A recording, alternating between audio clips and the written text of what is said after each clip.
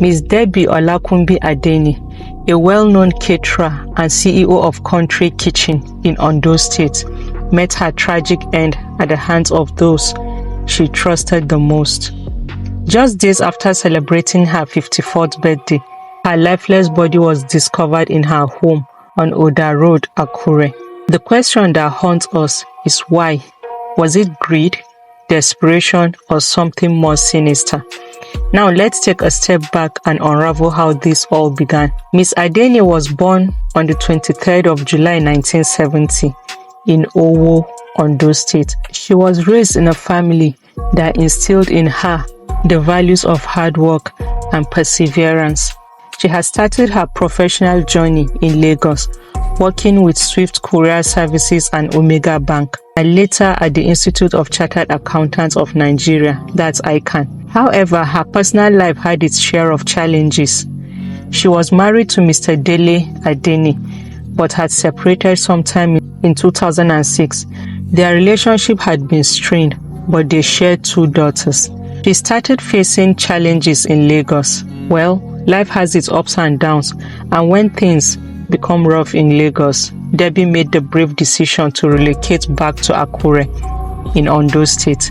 It was a fresh start, one that led her to start a catering business that would soon become the talk of the town. What began as a small catering business eventually blossomed into a successful enterprise.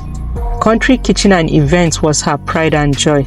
She catered for weddings, corporate events, and political gatherings, quickly earning a reputation for her professionalism and exquisite dishes. Her clientele included politicians and other prominent figures in Ondo State.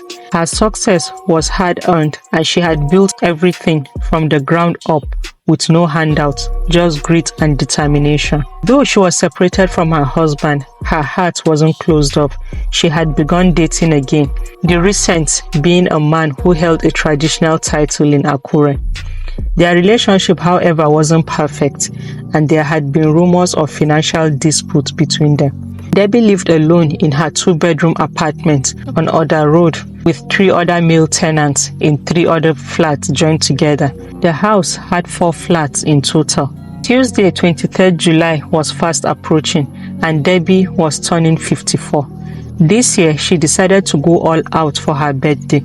After all, life had been good to her, and she felt it was the perfect time to celebrate in style. With her successful catering business flourishing, she was ready to enjoy the fruits of her labor and share her joy with friends and family. It was a grand celebration, one to be remembered in Akure.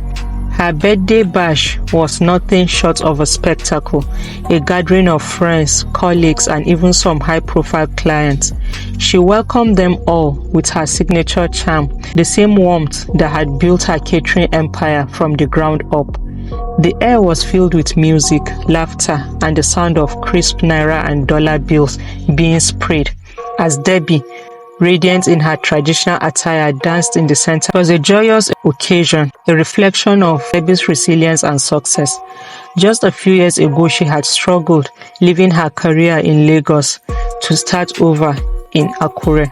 But now she had built a thriving business, winning contracts with politicians and prominent figures. But behind the smiles of those closest to her was a darkness she could never have predicted.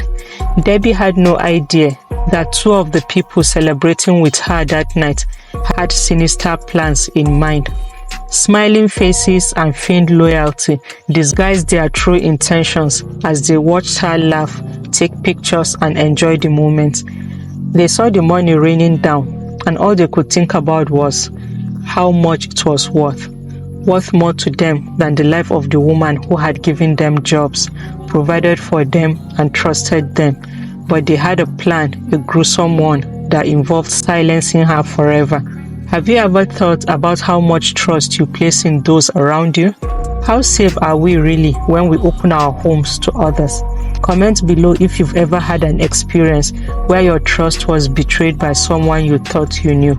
A few days after the celebrations, the evening of July 25th, Debbie's personal assistant, her driver, and a friend she didn't know showed up at her home. She treated them to a meal, one she had personally prepared, a gesture of her kindness and hospitality. Little did she know this would be her last act of generosity. They ate heartily. Unbeknownst to her, the trust she placed in them would be the last mistake she'd ever made. After enjoying the meal, the PA gave the signal. They turned on her, gagging her as she pleaded for her life, muffling her cries for mercy. Their hearts had already hardened. Imagine her horror. She had just fed these men, the same men who now wielded weapons against her. Using cutlasses they had brought with them, they began first her head, then her hands and legs. As if that wasn't enough, they repeatedly in the stomach and chest, leaving her body unrecognizable, her to the blood-stained floor. And in case you are wondering where her neighbors were, two had traveled, leaving only one behind. Unfortunately, the noise from the generator masked the sounds of the brutal assault, ensuring that no one outside could hear her desperate cries. The men then tried to cover up their heinous crime, turning on the gas in the kitchen and lighting a fire, hoping for an explosion that would make it look like a tragic accident. But fate had other plans.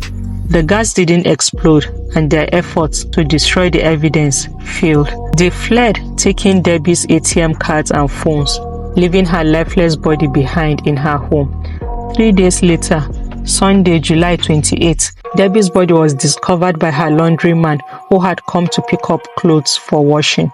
Shocked, he immediately reported his grim discovery to her neighbor, who then informed the caretaker of the house. The joyous atmosphere that had filled her home just a week earlier was now replaced with a horrifying silence. The police were called and they began their investigations. Her brother, Adebola, was the first family member to arrive at the scene. The sight of his sister, an animal, in her own home left him in shock. Her two daughters, devastated by the loss of their mother, pleaded for justice. His ex-husband, though long separated with her, was equally distraught. He described seeing her body in the mortuary as the most heartbreaking moment of his life. Despite their differences, she was still the mother of his children, and her death left a wound that would never heal. As news of her death spread, so did the speculations.